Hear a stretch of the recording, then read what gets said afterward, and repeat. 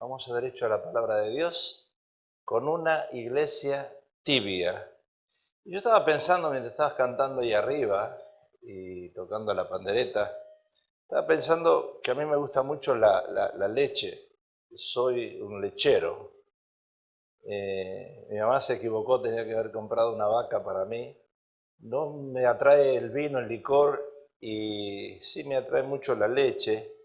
En invierno me gusta la leche caliente. Y en verano me gusta la leche fría, pero nunca tibia. Así que diré que está al lado tuyo, yo no sé cómo eres tú, si tú eres caliente o frío o tibio, porque el Señor no quiere iglesias tibias. Y vamos a ir de hecho a la palabra de Dios, gloria a Dios, en Apocalipsis capítulo 3, versículo 14. Y escribe el ángel de la iglesia en la Odisea. He aquí el amén, el testigo fiel y verdadero, el principio de la creación de Dios dice esto: yo conozco tus obras, que ni eres frío ni caliente. Ojalá fueses frío o caliente, pero por cuanto eres tibio y no frío ni caliente, te vomitaré de mi boca.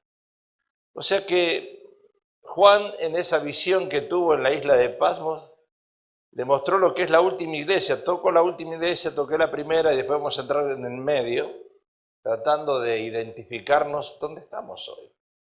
Porque casi hay un poquitito de cada cosa, aunque me parece que la iglesia de la Odisea se caracteriza un poco más del presente, de lo que estamos, de lo que decía el hermano Gerino, nos queda poco. La Biblia habla de tibieza en el corazón del hombre o en la mujer, tibieza. Tibieza, podemos nosotros decir que hay indiferencia, que hay frialdad en el corazón, que nos cuesta llorar, nos cuesta ahora aceptar la palabra de Dios como antes la aceptábamos, completamente como la palabra de Dios sigue siendo, pero que nos hacía temblar. La tibieza se considera una enfermedad en la vida espiritual, porque no podemos nosotros entrar en una tibieza. Y si usted ve las bancas, usted se da cuenta de dónde está el corazón de la gente. Quiere decir que sí hay tibieza. Y es peligroso cuando entramos en una tibieza. Por eso Dios hace esa exclamación a través del apóstol Juan y dice, bueno, si eres caliente o frío, está bien, en cierta forma, pero tibio, ahí está el problema. Ahora, esa enfermedad se puede dar en personas que han buscado en algún momento con sinceridad a Dios, como todos buscamos, oramos, y antes como que las oraciones eran contestadas en 1, 2, 3 semanas, un mes, 2 meses. La pastora tenía la costumbre de, entre las mujeres, hacerle llenar un sobre con oraciones, peticiones, y después se abrían y se veían oraciones contestadas.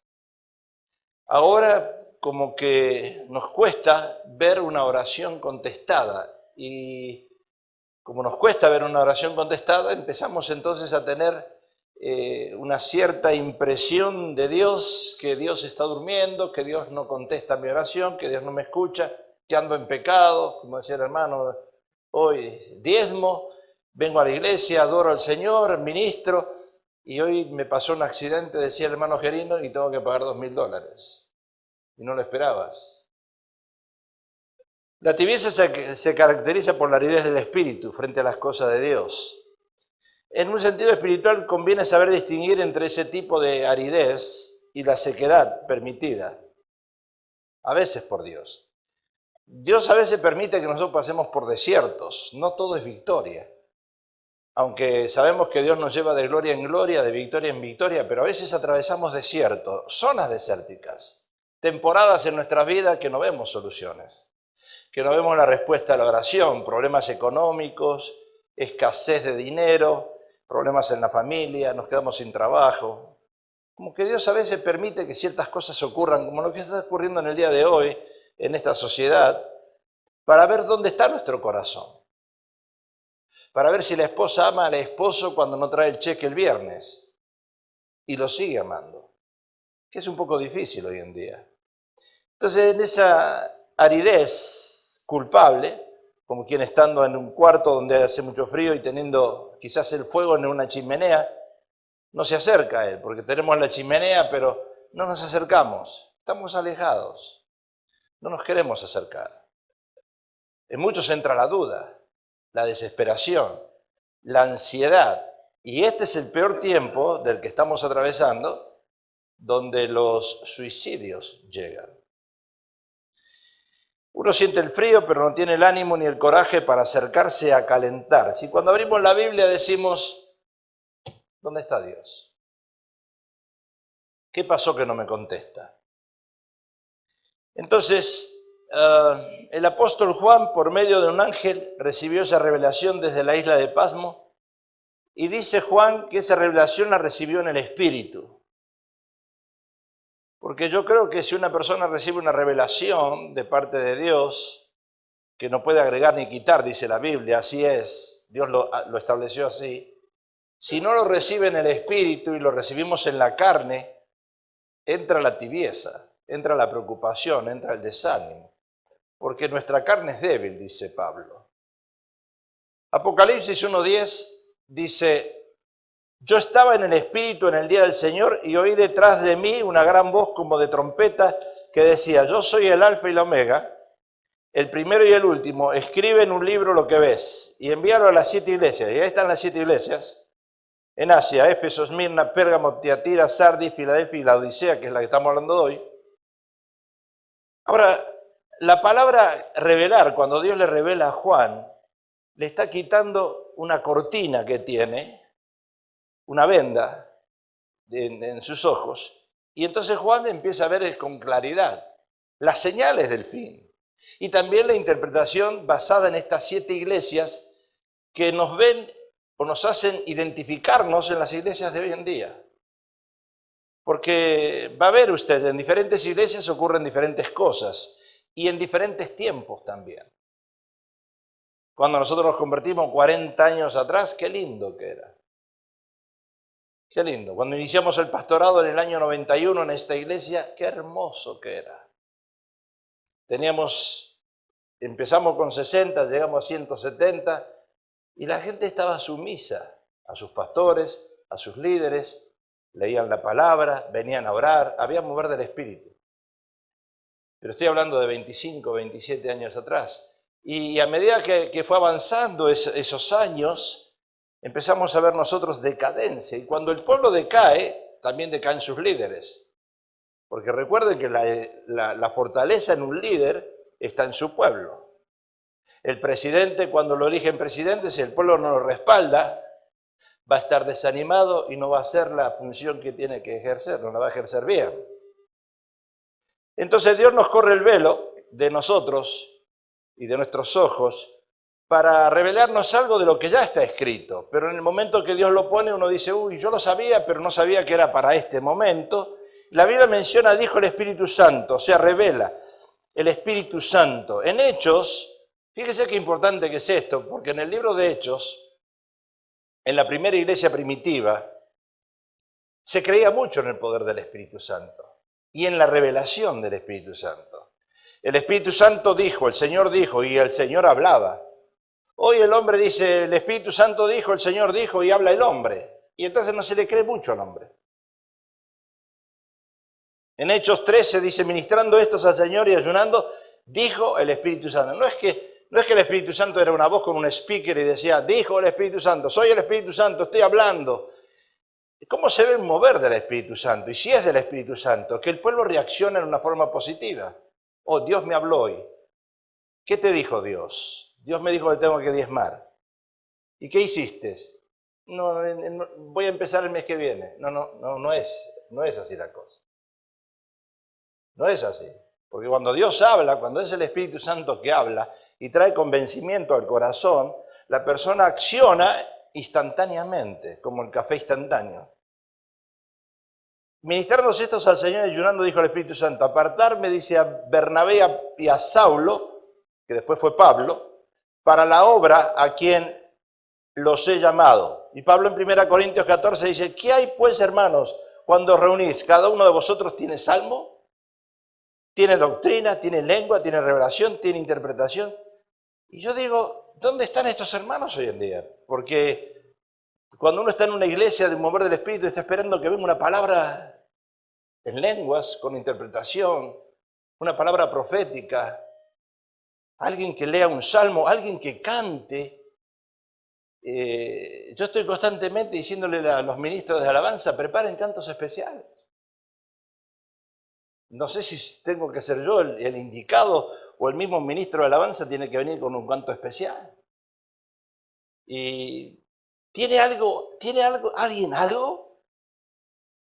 Pero parece que no existe eso. Y dice, hágase todo para edificación. O sea que los mensajes a las 7 iglesias, que eran al occidente de Asia, son para exhortación, edificación, advertencia a nosotros los creyentes de hoy en día. Dios nos viene a hablar y nos identifica a qué iglesia tú perteneces. Cuando estamos hablando de iglesia no estamos hablando de edificio ni denominación, estamos hablando a mi persona. La séptima iglesia es exhortada por el Señor como una iglesia tibia, la Odisea. He aquí el amén, el testigo fiel y verdadero. Y cuando dice, y escribe al ángel, la carta, escuche porque esto es importante, porque a veces lo pasamos por alto. Pero cuando existe una iglesia en orden, y usted recibe una revelación de Dios, o usted recibe algo de Dios, Dios me habló, ¿qué hace usted primero? Tiene que venir al pastor y decirle, pastor, Dios me mostró esto.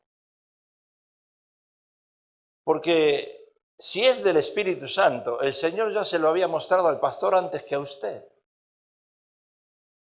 Me parece que nadie está entendiendo lo que estoy diciendo. Dígame por lo menos. Porque cuando dice Apocalipsis, dice, y escribe al ángel, le está diciendo directamente al pastor de la iglesia. El ángel en Apocalipsis es el pastor, el encargado, el que está en charge del flock, de las ovejas. He aquí el amén, el testigo fiel y verdadero al principio de la creación de Dios dice esto. Yo conozco tus obras, que ni eres frío ni caliente, ojalá fueses frío o caliente, pero por cuanto eres tibio y no frío ni caliente, te vomitaré de mi boca. O sea que Juan describe la realidad de este milenio. Yo no sé si estamos cerca del fin. Porque sabe, si yo fuese el presidente hoy, y no se cree que el presidente actual sea el anticristo, pero podría ser, si yo fuese el presidente, yo determino 2 leyes y se acaba todo. ¿Cuáles son las 2? Las leyes ejecutivas, ¿cuáles son como presidente? Primero, voy a instalar un microchip en cada uno de ustedes. Y yo también. ¿Para qué el microchip? Porque ahí yo sé que usted es usted y no tiene documentación falsa, yo sé quién es usted. Segundo, le instalo el microchip y elimino el dinero. Y ya no hay más narcotraficantes, ya no hay más terroristas, ya no hay más nada, problema en el mundo cuando se elimina el dinero. Quiere decir que quito 2 cosas y se acaba todo. Ya no tengo que hacer ni pared, no tengo que hacer un muro. Ya no tengo que andar averiguando si usted es Juan, Pedro, María o Rosa o Adriana o quien sea, porque ya el microchip me lo determina. Y ellos lo saben. O sea que este presidente podría acabar con todo haciéndonos poner un microchip aquí o aquí, con el número 666, para que las computadoras los identifiquen a todos. ¿Y sabe cuántos millones de dólares se ahorrarían las naciones? Todas. ¿Pero por qué no lo hace? Hay un propósito. No es el anticristo, no estamos todavía en el fin, como dice Mateo 24, estamos en un principio de un fin, pero esto puede llevar, yo le decía a la pastora hoy,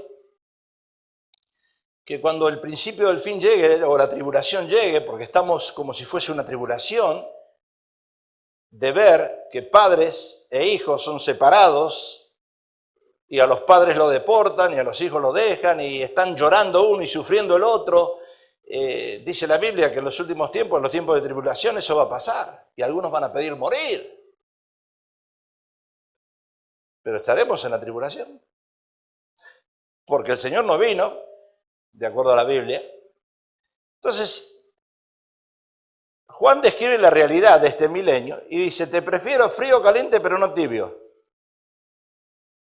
Yo a veces escucho en consejería venir y la esposa decirme, pastor, mi esposo se enfrió. Ya no es el mismo de antes, ya no es la misma persona.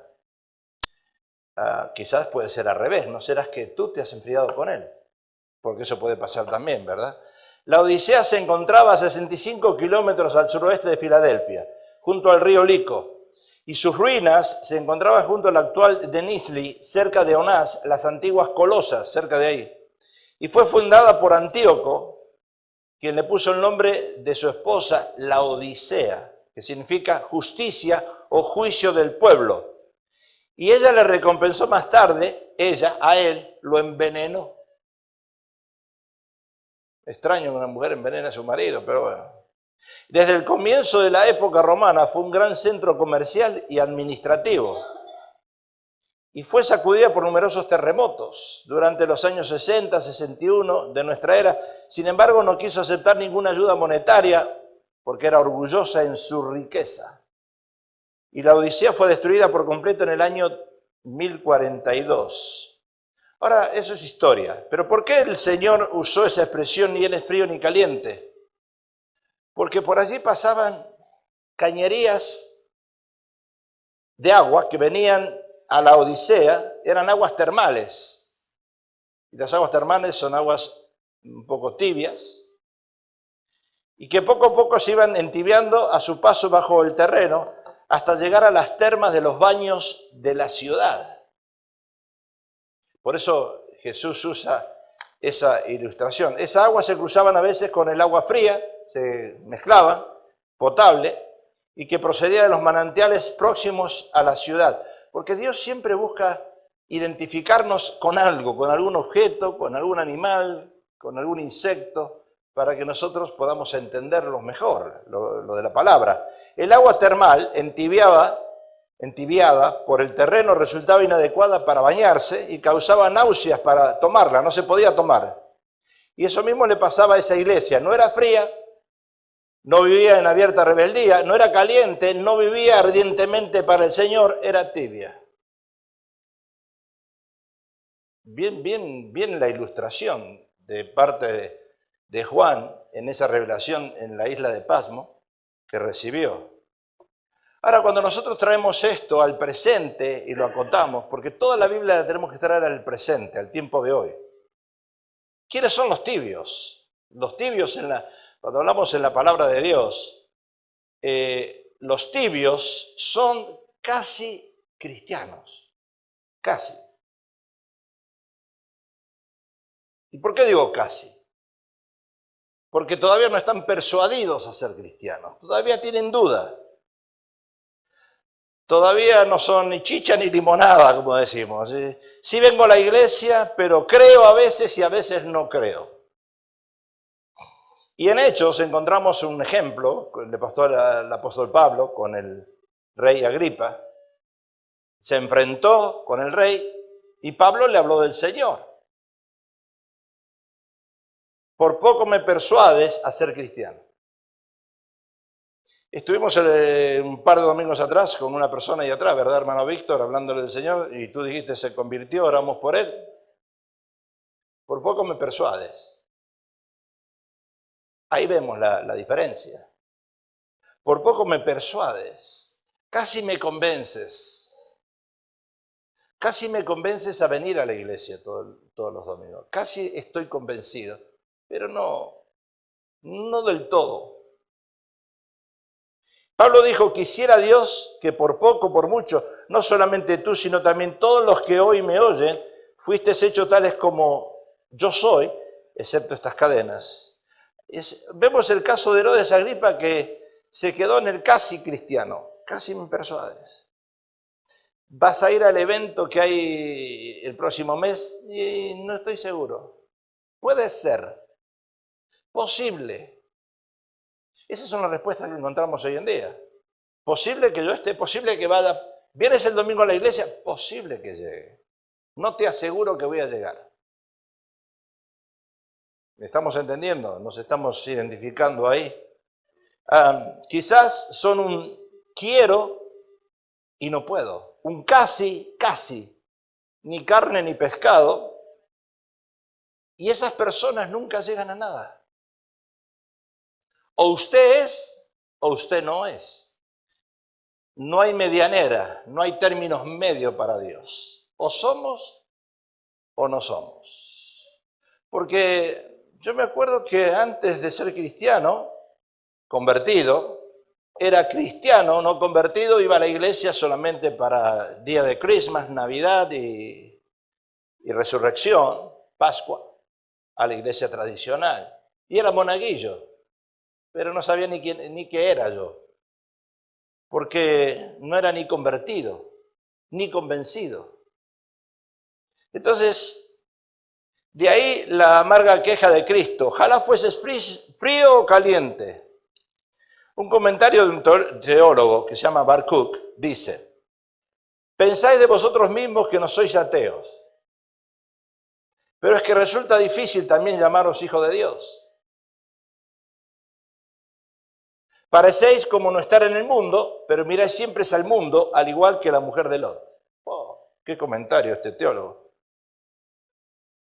Lo repito, ¿verdad? Pensáis de vosotros mismos, yo no soy ateo, pero es que resulta difícil también llamaros hijos de Dios, porque uno parece ateo.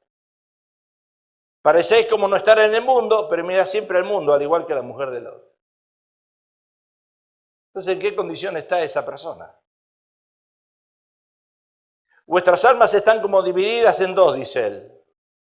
En el templo sois santos, pero fuera del templo, mundanos. La iglesia que voy a hablar el próximo mensaje, no el domingo, la próxima semana, es la de Pérgamo, que es una iglesia identificada 100% con el mundo. Con el mundo. Entonces, ¿qué es lo que produce en nosotros la tibieza?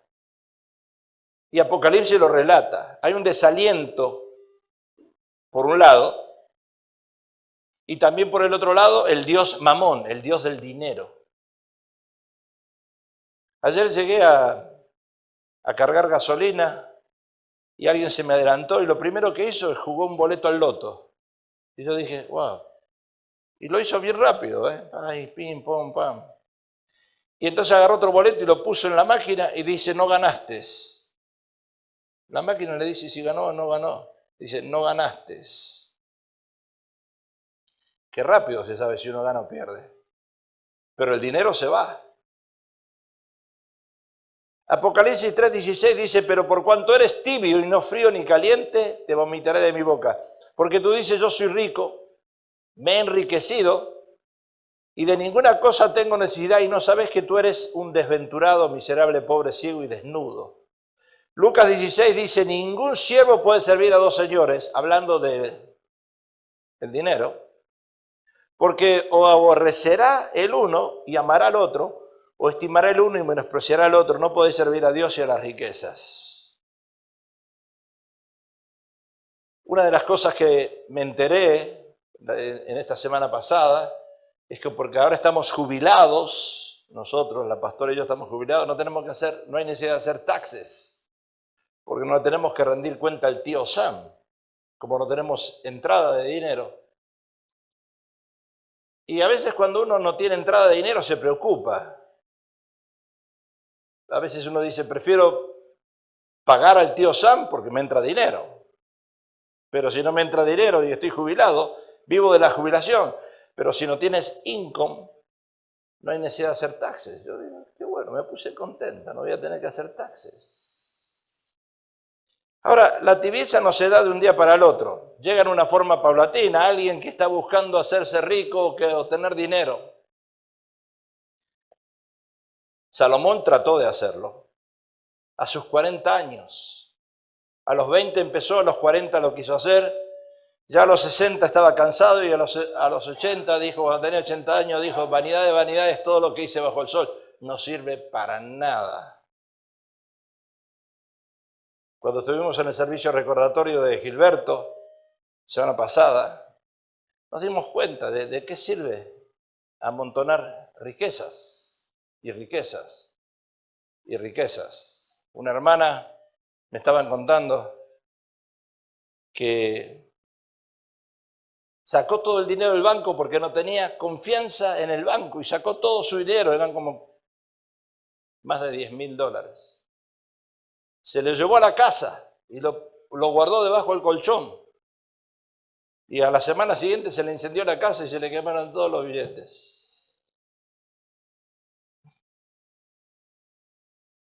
Ni lo puso en una caja fuerte tampoco. Entonces, la tibieza no se da de un día para el otro, es algo paulatino, va llegando, ¿verdad? Uno pierde un trabajo, pierde el dinero, va aflojando el saving account, la cuenta de ahorro, y se apodera de la voluntad de uno hasta hacerla caer en un estado de terrible indiferencia. Ahora, a mí me ha pasado, y lo he superado, gracias a Dios, cuando perdimos el negocio y perdimos la entrada que teníamos del negocio, yo me quedé como diciendo, ¿y ahora dónde estoy? Es duro, es difícil, porque la voluntad de uno, las emociones y tantas cosas como uno vivía, ya uno lo tiene que dejar. Y entonces antes de caer en la tibieza se cae en el desaliento. Cualquier cosa que llegue a tu vida que te desanime va a caer en una forma desalentadora, y el desaliento es el enemigo más terrible del cristiano. Ahora, ¿por qué los cristianos nos desalentamos? Porque cuando se dan cuenta que la santidad no está hecha para nosotros. Yo he pasado por ese proceso. Yo me creía, así como Job, el hombre más perfecto del mundo, que vivía en santidad, hasta que me di cuenta que de santo no tengo nada, ni un pelo en la cabeza. Pero me costó pasar por una prueba difícil para darme cuenta de eso.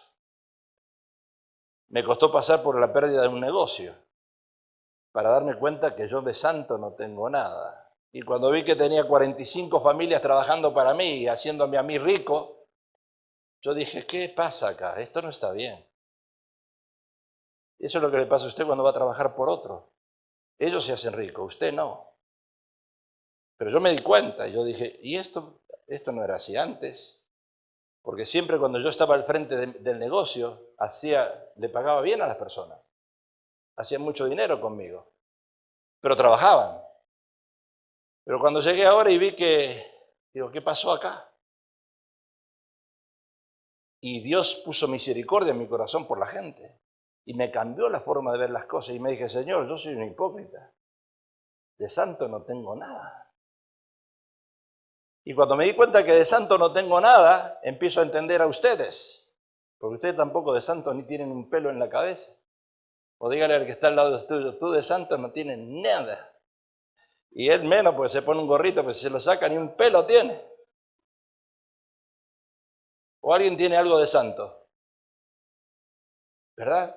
Porque la palabra santo es apartado para ejercer una función, pero somos diablo por adentro. Y si no, miren cuando nos enojamos. El apóstol Pablo dice, yo soy el más grande de los pecadores. Y yo me identifiqué con Pablo. Y dije, wow. Y yo prediqué tantos años un evangelio de santidad, porque por eso no me gusta predicar la santidad ahora, porque es hipocresía para mí. Cuando uno trata de predicar del púlpito, algo que no hace, algo que no vive, algo que no practica, que cree practicar, pero a la manera humana.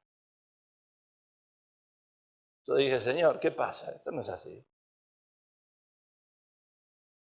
O sea que nunca predique la palabra creyéndose una persona más santa que otra.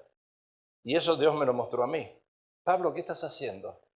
¿Tú crees que estás predicando y tú crees que eres más santo que los demás? No, tú no eres santo para nada. Y cuando yo me identifiqué con el pueblo que venía a trabajar, al negocio que Dios me había puesto en mis manos, y yo dije, esta gente está trabajando para mí.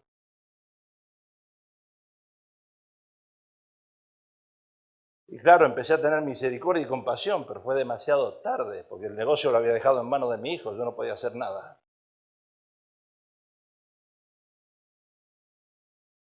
Cuando yo estaba, pude, gracias a Dios, legalizar a muchas personas en el trabajo, porque una de las cosas que me preocupaba es que hacerlos legales. Y le hice los papeles, y muchos me lo han agradecido, me lo siguen agradeciendo hoy en día. Que a través de un contrato de trabajo pueden tener la residencia y ahora son ciudadanos de esta nación. Jesús los llama a estos hipócritas y sepulcros blanqueados. Y estas almas, cuando recuerdan su conversión, el entusiasmo con que trabajaban para corregir sus defectos los primeros años de lucha, para adquirir las virtudes, y ven que no han realizado el programa trazado, creen estar derrotados, porque usted cuando lee la Biblia y usted no alcanza a llegar a esa magnitud que la Biblia le exige, de santidad, usted se siente frustrado, porque la carne es débil. Por eso a mí me gusta el apóstol Pablo con sus 13 o 14 epístolas que escribe, porque Pablo es una persona genuina, sincera, se reconoce su debilidad. Y cuando nosotros como cristianos no reconocemos nuestra habilidad y pensamos que somos fuertes, la Biblia dice, el que se sienta fuerte tenga cuidado que no caiga, y ahí caemos todos.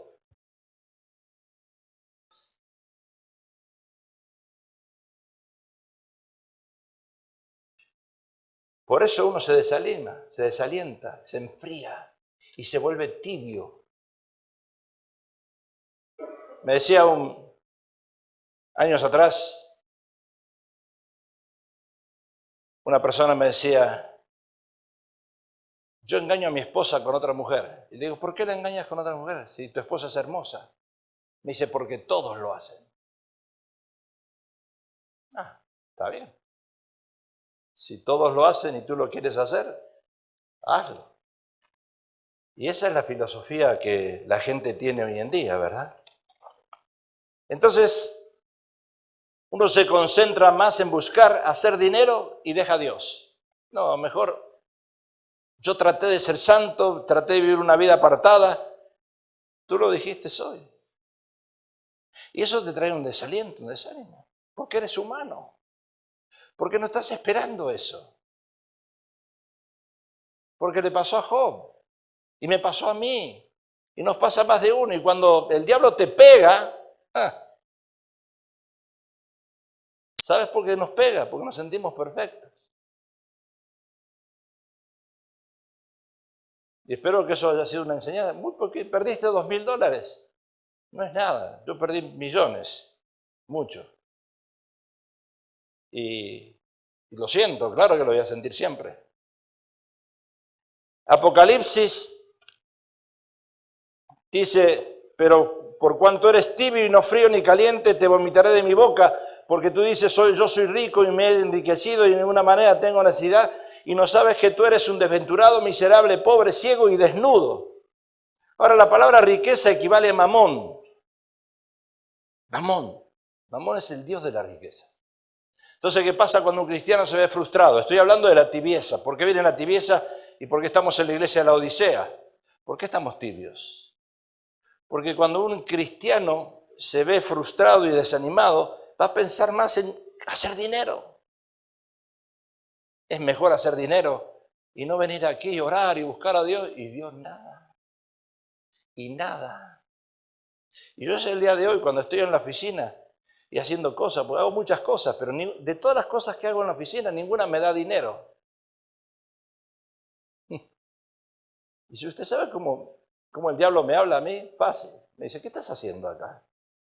¿Por qué no te vas a buscar un trabajo? ¿Por qué no vas a hacer otra cosa? Lo que tú sabes hacer y haz dinero. Todavía puedes hacerlo, tienes fuerza para hacer dinero. ¿Por qué no lo vas a hacer? Y a veces me siento un hombre ahí atrás frustrado, perdido, solo. Aunque tengo a mi esposa y hago muchas cosas, pero nada de las cosas que hago me repercute para monetariamente. Digo, ¿y dónde está el dinero? ¿Dónde está el dinero? El Dios de las riquezas es Mamón, y hoy las iglesias se entibiaron y se inclinan más hacia ese Dios, hacia ese Mamón. Dice en la iglesia de la Odisea, había tibios y ricos. Lucas dice, ningún siervo puede servir a dos señores, porque aborrecerá al uno y amará al otro.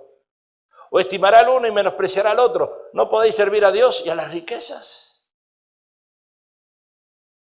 Y cuando Dios bendecía mi vida, cuando yo estaba con el negocio, era de las 7 de la mañana a las 6 de la tarde, desde las 6 de la tarde hasta las 12 de la noche sirviendo al Señor. Me importaba más servir al Señor que no el negocio. Y Dios se encargó del negocio. Pero en mi corazón estaba servir al Señor. Ya no me importó el dinero, para nada. Dios es testigo que yo miraba y yo decía, ¿yo para qué quiero dinero? Para nada. Y uno se entrega a servir al Señor día y noche, metido con Dios y sin pensar en el dinero, en nada.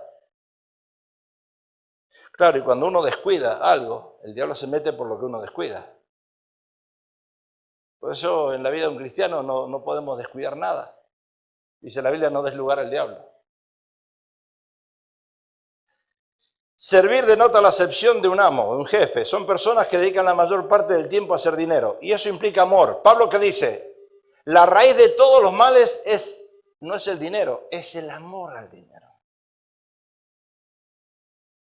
Es el amor al dinero. Es evidente que la iglesia esa en la Odisea se sentía muy complacida en sí mismo. Decía la iglesia, yo soy autosuficiente, y cuando usted se siente ser autosuficiente, ya no depende de Dios, depende de sus fuerzas. Y cuando usted depende de sus fuerzas, va a trabajar 8 horas, 15 horas, 20 horas, no va a haber resultado, pero tampoco va a haber bendición de Dios. Porque se la pasa trabajando. Y no hay vida espiritual. Esa iglesia, lo material, le cegaba. Y hay mucho del Espíritu Santo ahí, en la iglesia de la Odisea. Y el Señor le dice algo importante. Le dice, eres desventurado y no sabes que tú eres desventurado. Le dice a la iglesia que perseguía el dios Mamón, el dinero, y no las cosas espirituales. Eres desventurado, le dice. ¿Y sabe lo que significa la palabra desventurado? Significa una persona infeliz. Yo vengo a la iglesia, pero soy una persona infeliz. No soy feliz. Nada me satisface ahora. Porque con dinero en el bolsillo todos somos felices. Dígame. Dinero y salud física. Somos todos felices, porque el dinero no hace la felicidad, por supuesto, pero ayuda. Entonces dice, y no sabes que tú eres desventurado, lejos de ser bienaventurado. El Señor desafía a la iglesia, ahí en la Odisea, y le dices, no solo eres desventurado, sino eres también miserable. ¡Wow! Y no sabes que tú eres un miserable. Miserable es una persona tacaña, mezquina, que tiene que dar $100 porque cobró 1.000, pero da 50. Alguien se suicidó esta semana pasada. Una persona tacaña se suicidó. ¿Sabe lo que es tacaño? Mezquino.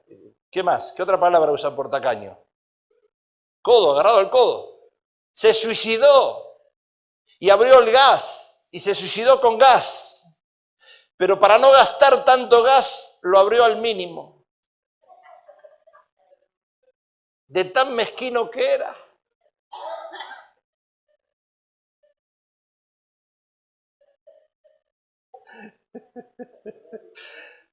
Así que, quizás usted es así, viene acá y 50 para acá y 50 para acá.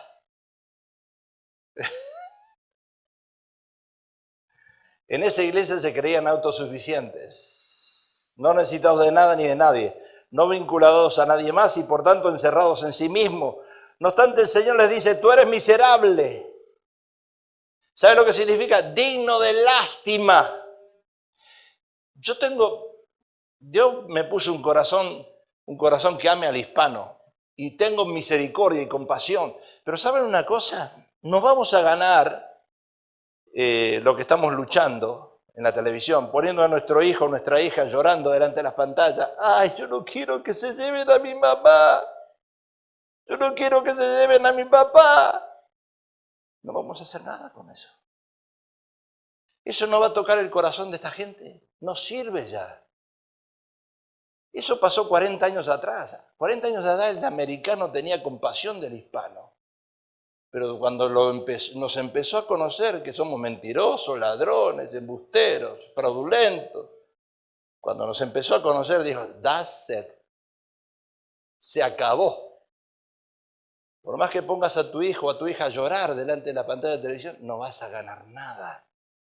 ¿Sabe cómo vas a ganar algo? Cumpliendo la ley. Y te dicen todavía, porque la ley fue puesta por el pecado. Oh. O sea que las personas que están en esta condición buscan apartarse de los demás, las autosuficientes. Y Dios las llama miserables. Se empiezan a encerrar en sí mismos. El Señor desafía a la iglesia y también le dice, eres pobre. ¡Wow! No solo miserable, también le dice, y no sabes que tú eres pobre. ¿Pobre? ¿Y qué significa ser pobre? ¿Qué está diciendo ahí ser pobre? Pobre equivale a un indigente. Un indigente es un ¿cómo se le llama al indigente de afuera? Al homeless, pordiosero. Un indigente, dice, pobre equivale a un indigente, pero no pobre en dinero, pobre en espíritu. No tienes vida, le dice el Señor.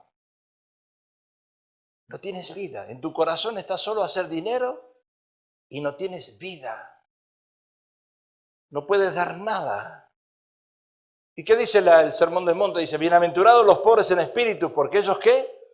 Verán a Dios. Miren la contradicción que hay, estos buscando la riqueza, apartarse de Dios, la independencia, sentirse seguro de sí mismo, y el Sermón del Monte dice, los pobres en espíritus verán a Dios.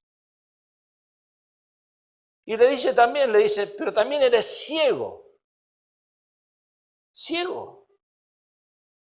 O sea, la Odisea, con sus polvos frigios, fabricaban una pomada para las enfermedades oculares.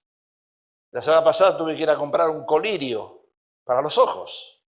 Ahí se fabricaba, en ese lugar, porque era famosa la Odisea por los colirios. Creían ellos que tenían buena vista, y tenían buena vista, sí, para los negocios, para las inversiones, para hacer dinero, pero no para Dios.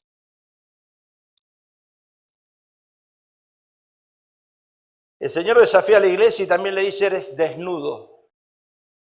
¿Y no sabes que tú eres un desnudo? Ahora, la industria de la lana era famosa en la Odisea, la lana de las ovejas. Por eso el Señor usa esta palabra.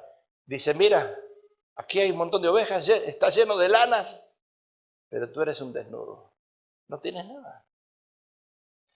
Creyéndose bendecidos por Dios, los que estaban en esa iglesia, vivían en un terrible engaño, alejados del Espíritu de Cristo.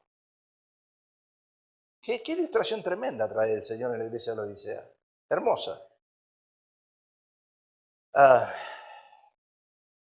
Si yo tendría que definir la tibieza, diría es una carencia de fervor en el amor. Qué feo, ¿no? En un matrimonio, si lo podemos ilustrar en un matrimonio que iniciaron amándose y después se va entibiando la cosa, hasta enfriándose. Qué feo. Y eso pasa con el Señor. Si usted me pregunta, pastor, ¿usted es el mismo pastor de hace 27 años cuando inició en la iglesia y cuando predicó el primer mensaje? Yo le diría no, porque en aquel 27 años atrás estaba en fuego. ¿Y ahora qué le pasó? Muchas cosas. Yo a veces veo pastores a veces decir cosas que son inaceptables. Y como veo que le dicen cosas al pueblo que también los esclavizan, sin embargo se las dicen, pero no las viven ellos, pero se las dicen.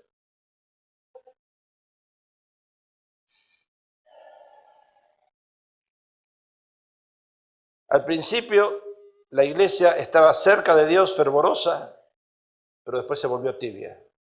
Y esa tibieza consiste en un relajamiento espiritual.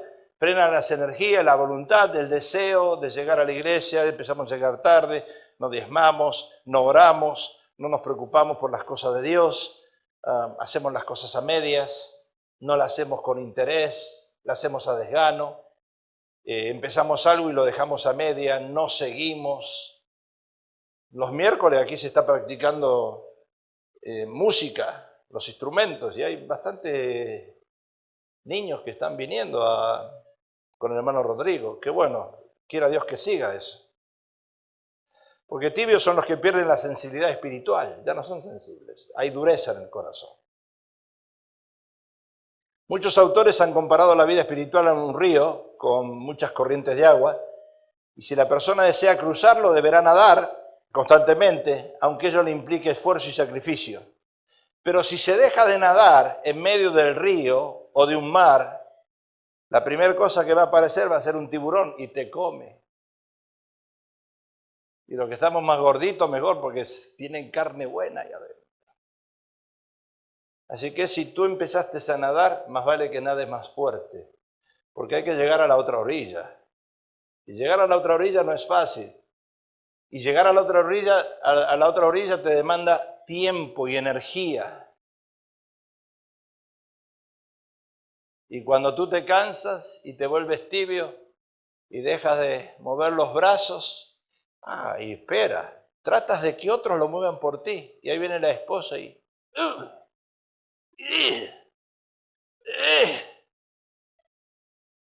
¿Y sabes lo que pasa? No te vas a ahogar tú solo, no te va a comer el tiburón a ti, la va a comer a ella también. Por eso, esposa, si ves que tu esposo está tibio, déjalo que se lo coma el tiburón solo. Termino con el texto que iniciamos. Y escribe el ángel de la iglesia en la Odisea: he aquí el amén y testigo fiel y verdadero, el principio de la creación de Dios, dice esto: yo conozco tus obras, que ni eres frío ni caliente. Ojalá fueses frío o caliente, pero por cuanto eres tibio y no frío ni caliente, te vomitaré de mi boca. Estaba escuchando un pastor hoy de Argentina que decía, estaba leyendo Isaías, tratando de animar a la gente. Pues mi función es animarlos a usted, no desanimarlos ni que venga acá a dormirse, ¿verdad? Mi función es animarlos. Pero también mi función es exhortarlos. Porque si los animo, decía el pastor en Isaías, el Señor va a traer cosas nuevas a tu vida. Y yo le puedo predicar eso. El Señor va a traer cosas nuevas a tu vida, pero no dijo, tú tienes que salir del mal estilo de vida que estás viviendo. No dijo eso.